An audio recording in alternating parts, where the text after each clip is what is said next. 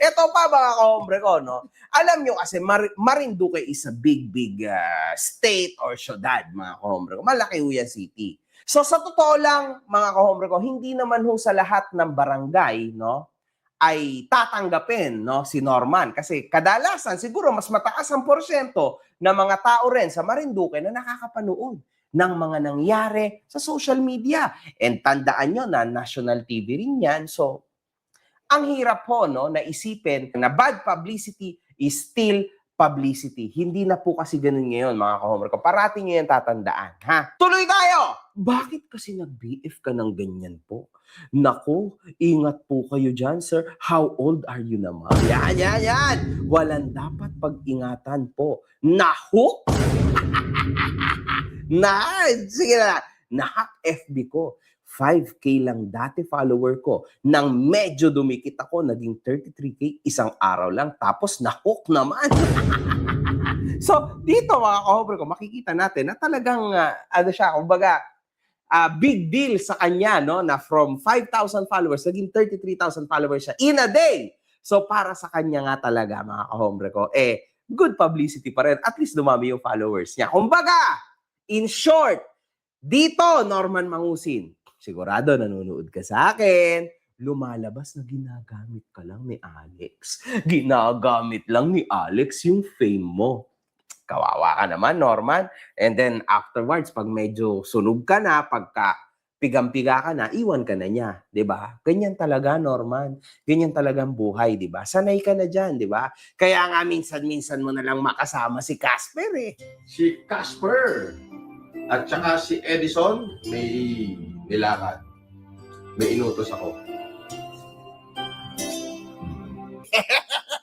Kasi takot na takot kang masapawan ni Casper ng fame, di ba? Which yun ang nagawa at nangyari kay The Kings, kila Macmac Pablo, etc. etc. Di ba? Na dati mo lang mga tauhan.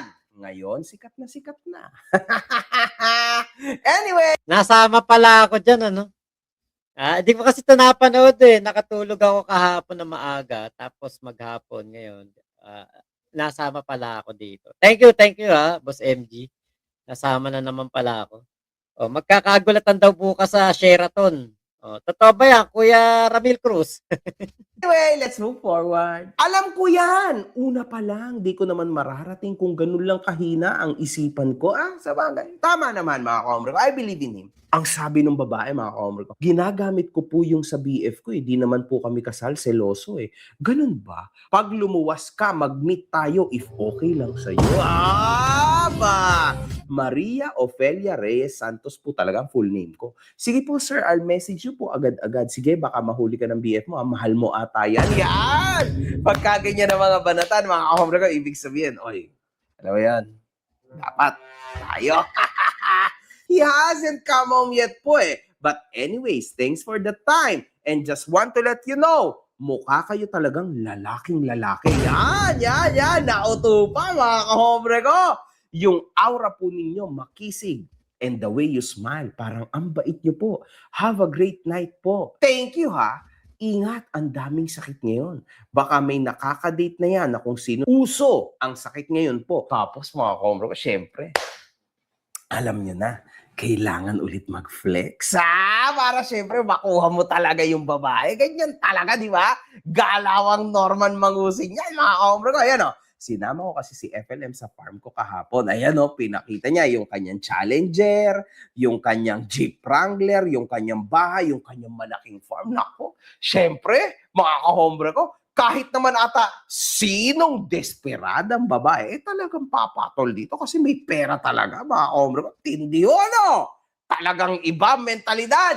Dekalibre talaga, mga ka-homer ko. Ati Skywalker. Di ba? Alex, the Skywalker. Pagsasabi ka ng tao, kailangan dekalibre. Huwag maaba, hombre. Naku naman, sir. Hindi ako ganung klase ng babae. I was just kidding when I told you na I was looking for a job. Humanga lang ako sa itsura mo kasi matikas ka. Ayan! Second BF ko lang po ito. And yung first ko, wala nangyari sa amin because we were too young that time. Huwag naman po ninyo akong pag-isipan na masamang babae dahil hindi po ako ganon. Thanks po sa time. Di ko naiisip na masama kang babae. Natural, live-in kayo. May namamagitan sa inyo. Nasa inuman always. Alam mo, nagagawa niyan sa labas. Siguro, di mo alam ang nagagawa niyan sa labas. Anyway, pasensya na po ha, paalala lang naman. Ngayon ko lang nakita itong video message ninyo. Ayaw kasi mag-play dati. Naku, baka mamaya po i-post na naman nung tao na yan at sabihin sa kanya yung farm nyo. Okay lang yan. Pwede naman na content lang. Lahat naman ng yabang po ay content lang yan. Pang-asar ba para dumami ang viewers? Ayun! So, lumabas na ho. O, para sa mga taga Marinduque. O, yan ha. Pinos yan. Ipo Genius. Mga komre ko, nagbabasa lang tayo. O, para sa mga taga Marinduque dyan. Di umano, ayan pala ang ibig sabihin ni Alex. So, kahit pekein, okay lang yan. Kasi content lang yan. Ayan o, galing sa kanya o. So in short, lahat na nakikita nyo kay Alex, okay Norman, okay lang yan. Kasi content lang yan. Oh, di ba? Kaso lang kasi, Alex, hindi lahat ng influencer ay ganyan. Alam mo, Alex, meron ako sasabihin sa'yo, payong influencer lang, no? Sa panahon ngayon, 2025, 2026, and so on and so forth, hindi na uubra yan. Yan mga fake it till you make it, matagal na yan. Mga 2015, 2014 pa yan. Noong mga panahon yan nila Andrew Tate, etc., etc. Hindi na yan uubra ngayon, for your information. Hindi na uubra yung fake it till you make it. Ngayon, ang mas kinikilala ng mga tao ay yung mga influencers na totoo. Etong mga ganito, wala na to. Hindi ito dadaplis, kumbaga. Kasi isang malaking kalokohan na lang to, Mr. Alex.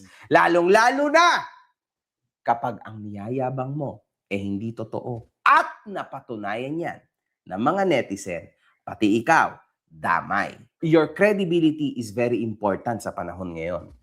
So, ngayon pa lang, sa sinabi ni Alex na ito, lahat ng pinaggagawa niya ay sunog na. So, yung mga pagbibigay mo, pagbibigay nyo ng pera sa school. Tiga lang mga bata. O yan. Ay, syempre yung sa mga teacher ay mamaya na. Ay, thank you. Mamaya absent kayo lang absent ko. Tiga lang sa iyo. Pagbibigay nyo ng sobre sa mga estudyante, ano pala yon? Content lang pala yun. Tama. Yung mga picture mo na namimigay ka sa pulis, sa guro, sa iba't ibang mga tao ng pera na nakaposing ka, lahat pala yan, content lang. Para lang mapabango ang pangalan mo na. Alex, huling-huli kayo dito. Kay Norman kasi, expected yan. Pero sa'yo, na-disappoint ako, mga ka-hombre ko. Na-disappoint ako. Sa bagay, Sir Baka nga baka etong pamimigay na ito, idea to ni Kulaong eh. Baka sinabi, mamigay tayo dun sa sa lugar niyo. 'Di ba kasama si Kulaong noon? Baka sinasabi ni Kulaong, siya tumulong doon, siya nagbigay doon. Sir Alex, alam naman nila yung lifestyle mo versus lifestyle niya. I don't know, lahat ata ng mga kasama namin sa work, asar na asar sa tao na yon. Dito, mga kahombre ko, napakatindi ho. Nangangamusta lagi tuwing umaga. Yes, alam ko, kamusta ka na? Good morning. Ay, ang mga banat na mga legendary Skywalker. Hi din po, sir, ang aga niyong gumising. I'm well naman po and my shift is almost done. You have a great day. Sa tingin ko, mga kahombre ko, itong tao na ito, itong nang-prank o nang-loko sa kanya, nasa ibang bansa, mga kahombre ko. Kasi si 3:55 PM po lumalabas yung good morning pa lang sa kanila. So sa tingin ko, mga kahombre ko, ito ay nasa ibang bansa. Literal na nadali niya si Alex. Yes, I do. Thank you ha. Nasaan ka na? Yan Manginginom talaga siya ngayon, sir. Okay? Bakit nagbi-BF ka ng ganyan? Anyway, ipagdasal mong ilapit mo sa Diyos po. Oh my God! That's a good question, sir. I'm always asking myself over and over again. Kausapin mo. Pag ayaw niya magbago, iwasan mo kasi ilulubog ka niyan. Bakit Lee ang surname mo? Basta... Ayan. Kausapin mo, pag ayaw niya magbago, iwasan mo kasi ilulubog ka niyan. Kami nga katakot-takot ang usap namin sa iyo 'di ba? Para magbago ka at 'wag mong seryosohin, 'wag mong tangkilikin, 'wag mong tulungan 'yan si Kulaong na maka-penetrate diyan sa lugar ninyo. Sunod ka pa rin ng sunod. Kulaong, gustong-gusto mo na yung para kang tuta na ginagawa kang aso ni Kulaong. 'Di ba? Pre mo ginagawa kang tukmol-tukmol lang ni Kulaong tapos ikaw ang nagpapalamon diyan. Dapat hindi gano'n. Hindi ka gano'n. Basta sir, ingat po kayo sa kanya. Mukha po kasing sinungaling Tsaka di naman po kasi talaga mayaman yan tao na yan Baka po ikapahamak nyo po. Ingat po kayo lagi and I'll message or call you po pag napasyal ako dyan sa atin. Mga ka-home kung makikita natin dito, alam nyo, kung ako yung makaka-message ng tao na ito, halata ko na ito ay may something. Alam mo yun? Kasi dito pala, sa mga mensahe niya pa lang na paulit-ulit na parang, layuan mo na si Norman, ganito si Norman, ganyan si Norman. Parang may something na mga ka-home ko na hindi okay. Gets nyo na, teka, bakit ito lagi pinupunti na si Norman? Gusto kitang makilala. Yun. Napahalata ho na napaka-inosente ni Alex Mabella pagdating sa ganito kasi talagang nadali siya till the end. Anyway, sige, if okay ka na, meet tayo dyan na makapag-coffee naman or i-treat po kita. Game, sir, ayusin ko muna sarili ko dito because I'm having nervous breakdown na ata sa sobrang stress. I'll give you my personal number one of these days. Have a good early morning po sa inyo! Sa bisita nyo, huwag kayo masyado lalapit sa kanya. Baka mahawaan siya ng kakisigan ninyo. Sige, pasa mo number mo ha. May pasok ka ba now? Hi, good evening. Ayun! Makikita natin dito mga ka-home na yung good evening ay 8:30 a.m. pa lang sa tao na ito. So yes, nasa ibang bansa ho talaga to. Confirm. Anyway, I know po. Kaya nga niya ginagawa yan. Kasi bad or good publicity, o yan, di ba? Is still publicity. Lalo na sa nature ng pinagkakakitaan niya.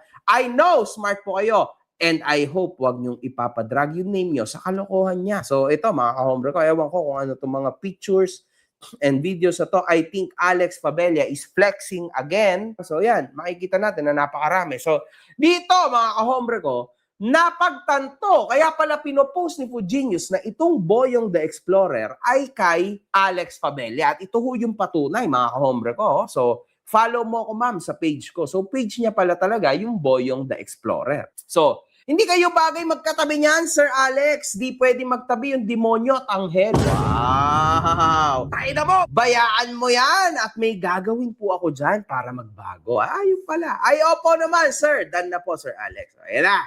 Eto na. Kamusta na, Sir Alex? I was trying to video call you po. Okay lang. Mamaya, sir, nasa bus na kasi ako. Kanina, nasa bahay lang, papasok na kasi ako sa work. Nasaan po kayo ngayon? Sa Manila? If andito po kayo sa Manila, mag-inuman kami ngayon ng mga friends ko. Invite ko po kayo. Lucena po. Okay? Nasa Lucena daw siya. May anak po ako. Maayos na po ang buhay nila. Asan po kayo now? Wow! Good to hear. At responsabling dad pala kayo. Dumidiskarte, sir, sa tabi-tabi lang. Bata pa naman kayo. I think pwede siguro kayo magkaanak. Oo naman, pwede pa. Anong diskarte yan po? Ilang rounds. Ayun, nagpaparinig na. Etong si Alex dyan sa chat na yan. Okay, Kuya Henry, like po tayo. Okay, Kuya Ramil Cruz, surprise event. Kulaong, damihan mo na kape mo bukas. John Nahib, dapat investigation ng DepEd Marinduque ang pamimigay sa estudyante at sa mga teacher ng walang permit galing DepEd or sa local LGU na Marinduque. Tama. Okay, basta may new event ayon kay Boss Yulen, may pupunta sa Sheraton, may post si Sir Yulen. Okay. Totoo kaya yon? Sana nga, totoo yan. Ilalive natin bukas yan, pag totoo yan. Nag-activate na ho! Mag-activate na! Ang malupit na katarantaduhan dito ni Alex. So, kakahobre ko. Eto na. 2 rounds! Oh my God! Pero matagal yun! Ako po. Kampastos!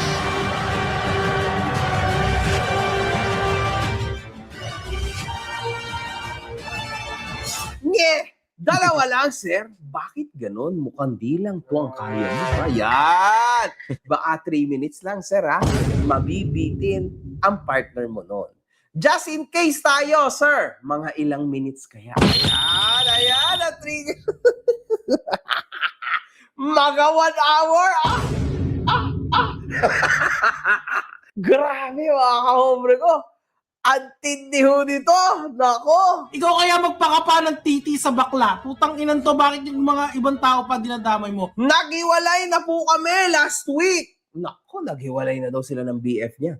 Pwede naman, sir. Sometime in May po, medyo okay na yung schedule ko. Sige, magkita tayo. Huwag ka na mag-sir sa akin. Gamitin mo na ang tunay na name mo. Kamusta ka na? Good morning. Musta ka na? Oy, grabe naman to. Hindi na siya masyado dire-reply ang mga kahombre ko, ha? Eto na. Gusto ko naman, sabi po ni Alex, gusto ko naman simpleng babae lang. Pambahay, kasi maiksi lang ang buhay, yung makakasama. Ay, grabe!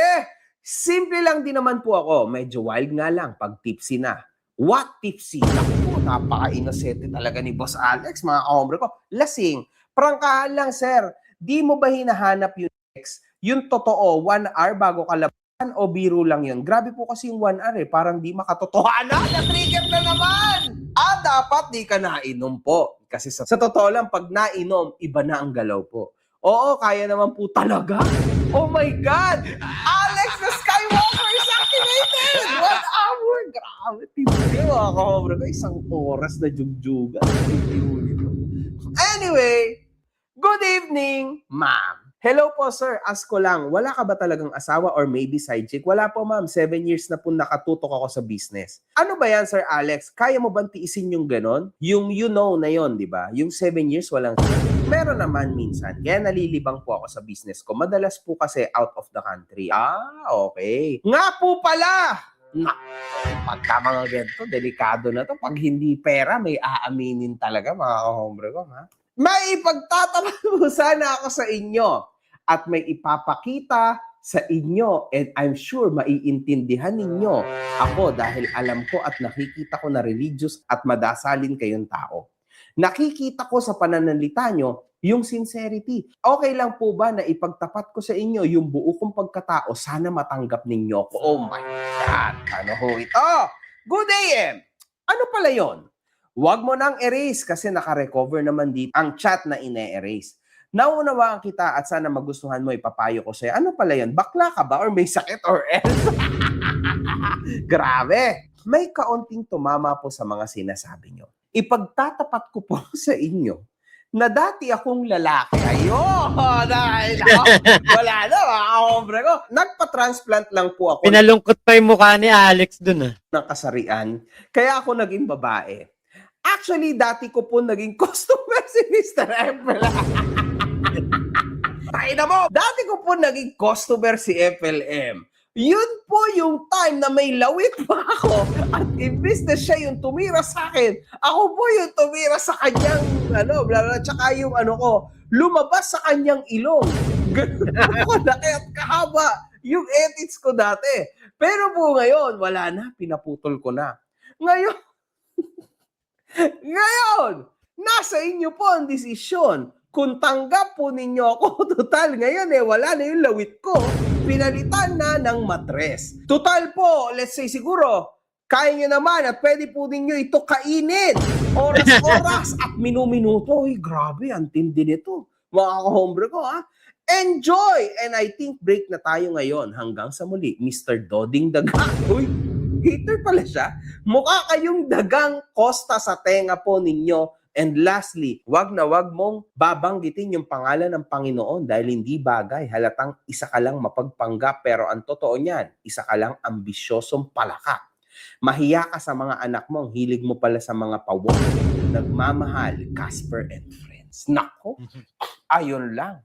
Alam mo kasi, Alex, yan si Casper, delikado talaga yan si Casper kasi for sure, gusto niya na humiwalay na ikaw o yung kanyang bossing sa'yo kasi ikaw na yung kumukuha ng spot niya. So, Casper is doing everything para tarantaduhin kayo at mag-break na kayo ni Norman.